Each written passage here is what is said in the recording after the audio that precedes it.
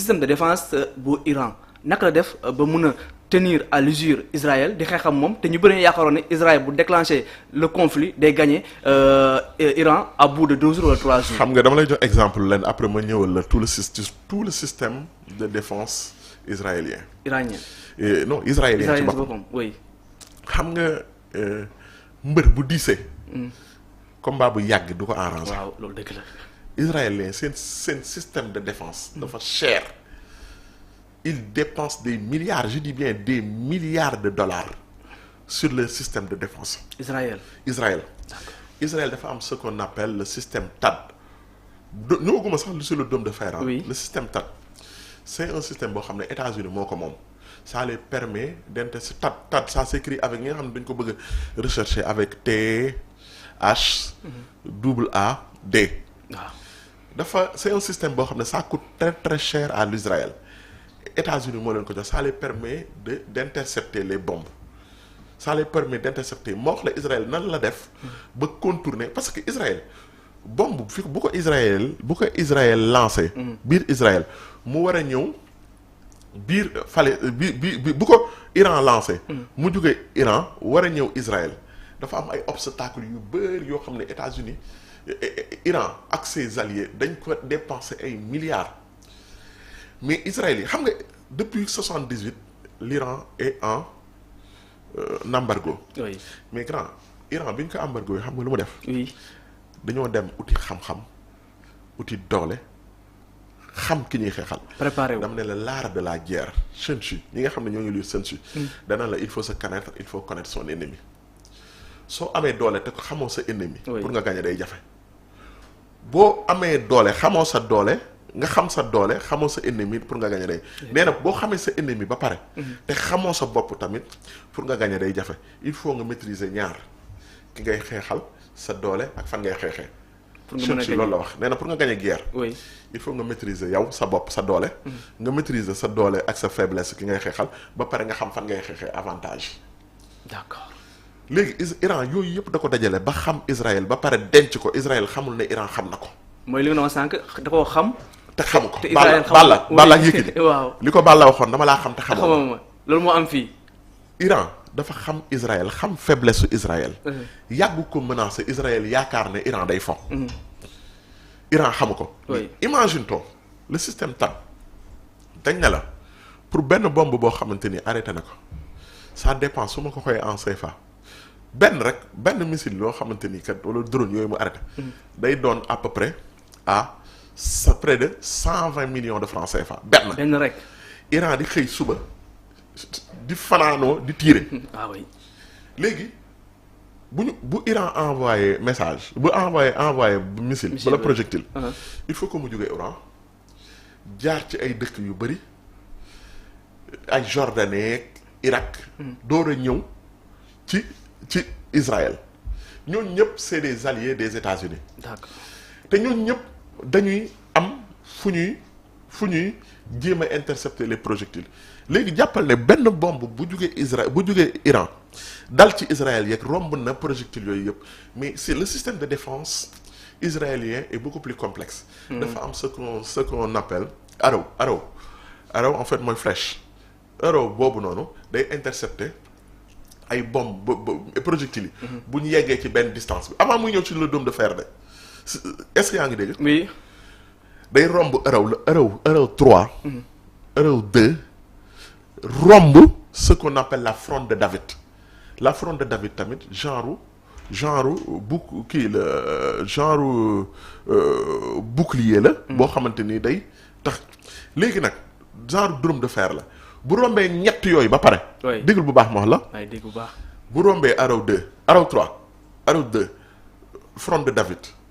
door a ñëw ci le dôme de fer. doo ko yegg ci le dôme de fer.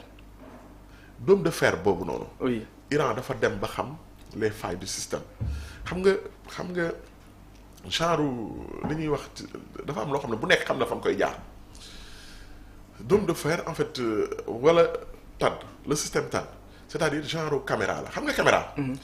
bu defee nii ñoom nii lay def day def nii di jël image. oui di balancer. waaw léegi nag Iran. dañoo bàyyi bu defee nii ba pare ba xool. ñu doog a dóor. seen bombe yi ñuy lancé. oui du yu kawe. d'accord. dañ koy selon les experts militaires day doon à 50 kilomètres. de haut maanaam seen caméra bi du ko mën a gis. mais c'est intelligent. mu jaar ci suuf. oui. romb Arrow 3 romb Arrow 2. romb front de David te États-Unis France l'Iran dañoo mës a nax arab yi dañoo mës a gëmloo arab yi ne bombe jarul lancer ndax du yegsi. ndax ñoom le système de défense bi ñu am dafa sophistiqué. Iran xam nga lan la leen wan Iran dafa leen wan ne. yéen kat seen système bi c'est un système dépassé. d'accord. guerre bi fa mu yegg ñoom bi Iran di defar di jàng bu leen fàtte ne Iran en nombre d'ingénieurs xam nga Iran moo ëpp France ay ingénieurs. Iran ci boppam. Iran moo ëpp ay borom xam-xam France xam nga ñoom ñaar presque population bi sorewuñu noonu. France 60 000 à 70 000 à 60 000 millions d'habitants la. oui. ñii ñoo leen ëpp. Iran ñoo ngi topp ci presque ci 90 millions d'habitants. mais Israël dafa ndaw. xam nga nit zone bi bu dee dafa ndaw saa boo tiiree rek am na fu muy dal. oui. parce que Israël rëyul. par rapport ak Iran moo ngi doon 1,638,000 kilomètres carrés. moo gën a rëy. xeex fa ñoom xam nga Israël muy États-Unis ñoom dañu ne li États-Unis wax la guerre aérienne. ñoom la ñuy xeex parce que ñoom ñëpp pourquoi ñoom ñëpp mais grand guerre. loo tiire bu dee da nga bëgg a jël dëkk bi mais da ngay wàcce. oui ñoom ñaar ñëpp kenn parew cee dee. non parce que boo wàccee ay soldats sur le sol. oui. am nga benn population bu 90 millions d'habitants bu mën a xeex ak yow. kon Israël malgré lu mu mën a entraîner Israël ñoom ils sont presque 10 millions d'habitants.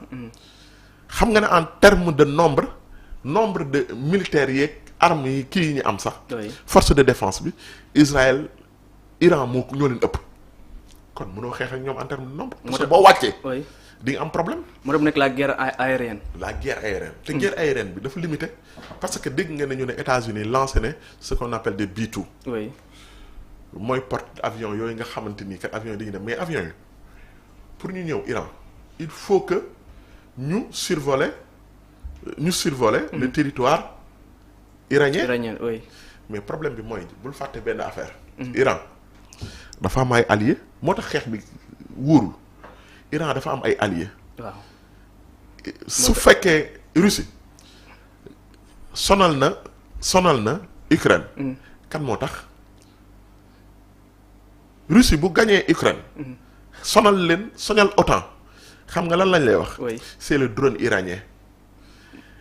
Iran moo ko jox ay drone yu mu xeexee ak Israël yu mu xeexee ak Ukraine. donc mën nañu comprendre que ne Russie mën na ñëw dugg ci conflit bi nii. mais nooy def. mais parce que xamal tax. oui xamal tax mu garaaw. waaw. est-ce que yow di nga seetaan koo xam ne moo la gañaloo guerre bu toll noonu. oui. c'était très risqué pour la Russie.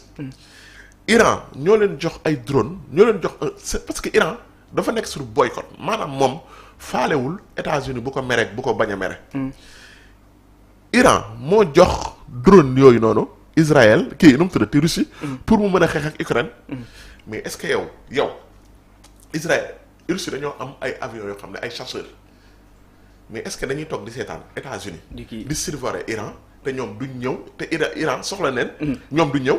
alors da nga may tuuti ma nuyu tamit samay internautes déjà ñoom commencé nañ di poser ay questions donc ñu ngi leen nuyu bu baax a baax Mbaye Diagne Dakar donc Abdallah Kane donc ñu ngi leen nuyu moom tamit nee na les républicains sont contre la guerre donc ñu ngi koy nuyu bu baax lambda officiel pensez-vous pas que l'Iran ne va riposter sur les États-Unis loolu ma xool si yow léegi nii ki nga xam ne aussi moom mooy Abdallah Kane tamit moom daal dinay commenter le PM iranien rencontre demain Poutine Ndiaye Mam Dame foo Iran ak israélien tolloo ba Iran mi ngi jéegu donc loolu aussi dinañ si ñëwaat léegi am na ku ne Abdallah Kane nee na Mahou est au top waaw Mahou moom maîtrise na bu baax a baax le conflit iranien ak Israël donc 5 questions mu ngeen ko continuer di ko poser ci biir commentaire yi donc Mahou aussi dina si ñëw question bi nga xam ne tamit am na si benn internaute bu ko poser léegi dañ si ñëwaat moom mooy Iran ban réponse la mën a indi ginnaaw bi nga xam ne ni États-Unis mu ngi bëgg a dugg ci biir conflit Mahou yaa ngi wax ni le conflit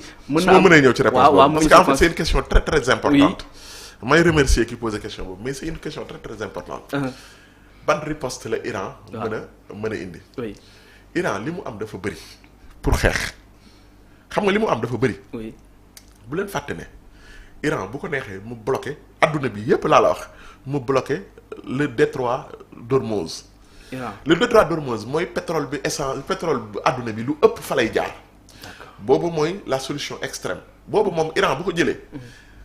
Trump dina am problème aux États-Unis parce que pétrole bi day yokk par force.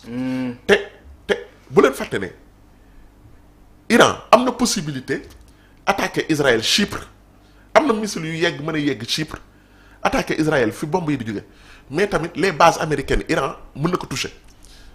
parce que problème bi mooy grand koo xamante ni romb na Arrow 3. oui Arrow 2 Front de David nu mu tudd dôme de fer. oui attaquer cible arrêt cible am parce que xam nga tax mu grand bu njëkk dafa am gis nga dôme de fer. dafa am dañ la laan day intercepter 95% des projectiles. waaw 95%. mais xamuñu ne Iran moo tax il faut vraiment apprendre ñi nga xam ne dañuy def stratégie militaire ñu apprendre la stratégie iranienne. oui tu sais qu'est-ce qu'ils ont fait. oui temps yële avant guerre bi dama dégloon benn expert boo xam ne da doon def benn jour benn conférence ba seetaan ko mu ne il faut que Israël def attention. parce que Iran dañoo bëri ay projectiles yu ñu mën a lancer dañoo bëri ay bomb te ñoom bomb yi. oui kenn defarul leen ñoom ñoo koy defar. ñu seen bopp ñoom ñoo koy ñoom defar ñoo koy defar. d'accord léegi imaginer ñoom li ñu defar ci ay bomb dafa bëri tu sais qu'est-ce qu'ils ont fait. dañoo jël bomb yi nga xam ni moo gën a tuuti valeur ñu rey le dôme de fer ñu daaneel la capacité d'interception du dôme de fer dañoo envoyé bomb yi nga xam ne amul valeur noonu dôme de fer ay batterie la xam nga saa bu arrêté benn. oui saa bu arrêté benn bombe rek perte Iran perte na ci xaalis bu bëri ba pare dafa mel ni benn góol un gardien de but le meilleur gardien du monde ñu wax kan. Courtois. oui comme neexuma sax waaye bon xaaral ma wax Courtois. mais Courtois mën na góolu mais ñaari bal yu góolu Courtois mënu ko jàpp. déedéet ñaari bal yu ñëwandoo. ñaari bal yu ñëwandoo. wala oui ñetti bal yu ñëwandoo. il waaw faut que mu arrêté la mu mën a arrêté yeneen yi day dugg. oui léegi nag ñoom dañoo lancé ndoo Iran dafa lancé ndoo ay projectiles yu bëri dôme de fer bi dôme de fer dafa obligé choisir ban lay arrêté ak ban lay bàyyi mu jàll parce que mënu arrêté lépp. d'accord dañ koo lancé ndoo. loolu mais loolu garaawul Iran dafa génnee ñoom Iran tubaab bi da leen jaaxal parce que Iran dafa am xeetu projectile yu muy lancé yoo xamante ni day changer trajectoire. ci bu muy dem. ma jox la benn exemple bien simple xam nga bu ñu lancé tey jii